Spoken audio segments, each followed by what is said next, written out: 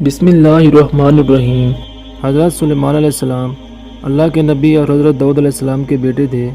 آپ بنی اسرائیل سے تعلق رکھتے تھے اور اپنے والد حضرت داؤد علیہ السلام کے بعد عنان حکومت سنبھال کر بنی اسرائیل کے بادشاہ بنے۔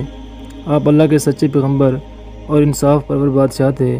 اللہ تعالیٰ نے انہیں ہفتے اقلیم کی بادشاہت عطا فرمائی اور وہ صرف انسانوں کے ہی نہیں بلکہ تمام مخلوقات کے بادشاہ تھے۔ چرند پرند اور جنات وغیرہ سب ان کے تابع فرمان تھے۔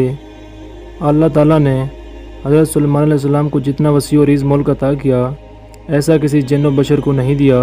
اس کے باوجود حضرت سلیمان علیہ السلام میں ذرا بھر بھی تکبر نہ تھا۔ وہ اپنے اخراجات کے لیے شاہی خزانے سے ایک پیسہ تک نہ لیتے تھے اور اپنے ہاتھ سے زنبیل سی کر اور اسے فروخت کر کے گزر اوقات کیا کرتے تھے۔ کھانے کے لیے وہ اپنے ہاتھوں سے جو پیس کر آٹا بناتے اور اس کی روٹی پکا کر کھاتے تھے۔ آپ اکثر روزہ رکھتے تھے اور ہر شام بیت المقدس میں جا کر غریبوں اور روزہ داروں کے ساتھ روزہ افطار کرتے تھے۔ بادشاہ بننے کے بعد آپ نے ایک نہایت عالی شان اور پرتکلف مکان بنوایا جس کا رقبہ 36 گز تھا۔ اس مکان کو سونے چاندی کی اینٹوں سے بنایا گیا جس کی دیواروں اور چھتوں پر یاقوت اور زمرد جڑے ہوئے تھے۔ پھر اس مکان کے اندر آپ نے اپنے لیے ایک شاندار تخت بنوایا جس کی لمبائی 3 گز تھی۔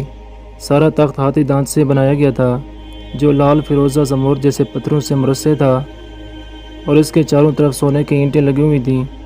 تخت کے چاروں کونوں پر ایسے درخت تھے جن کی ڈالیاں سونے کی تھیں اور ہر ڈال پر ایک طوطی اور توس بنا کر ان کے پیٹ کے اندر مشک بھر دیا گیا تھا۔ ان درختوں کے خوشے انگوروں کی طرح تھے۔ اس تخت کے نیچے اور دائیں بائیں 1000 سونے کی کرسیاں لگائی گئی تھیں جن پر لوگ بیٹھتے تھے۔ ان کے پیچھے جنوں اور انسانوں میں سے غلام کھڑے کیے گئے تھے۔ یہ تخت جنات نے بنایا تھا جو آپ کی رعایا تھے۔ جب حضرت سلیمان علیہ السلام تاج شاہی پر سر رکھ کر اس عظیم و شان تخت پر قدم رکھتے تو ان کی ہیبت سے تخت اس وقت حرکت کرنے لگتا اور طوطی و طوس بھی اللہ کے حکم سے اپنے پر پھیلا دیتے تھے جن سے مشک وغیرہ کی خوشبو نکلتی تھی۔ اللہ تعالیٰ کے فضل سے حضرت سلیمان علیہ السلام ہر جانور کی بولی اچھی طرح سمجھتے تھے۔ جب آپ تاج شاہی سر پر رکھتے تو تمام پرندے تخت کے اوپر ملک ہو کر آپ کے سر پر سایہ کرتے تھے۔ جس مکان میں تخت سلیمانی تھا اس میں محرابیں تھیں جہاں عابد و زاہد لوگ بیٹھ کر عبادت الہی کیا کرتے تھے۔ حضرت سلیمان علیہ السلام ہمیشہ اللہ تعالیٰ کی ان نعمتوں کا شکر ادا کرتے اور ہر وقت اللہ تعالیٰ سے مناجات کرتے رہتے تھے۔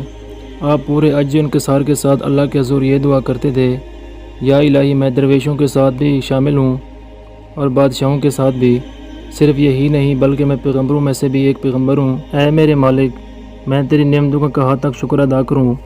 اللہ تعالیٰ نے ہوا کو حضرت سلیمان علیہ السلام کے تابع کر دیا تھا۔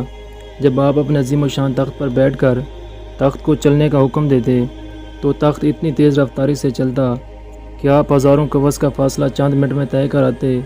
آپ صبح کو ایک شہر اور شام کو دوسرے شہر میں ہوتے تھے۔ آپ کے باورچی خانہ کے لیے جنات نے بڑی بڑی پتھر کی دیگیں بنائی ہوئی تھیں جنہیں بادل پانی سے بھر دیتا۔ ان دیگوں میں روزانہ کئی ہزار اونٹ اور کئی ہزار گوسفند پکتے اور خلق اللہ صبح سے شام تک آپ کے لنگر خانہ سے کھاتی پیتی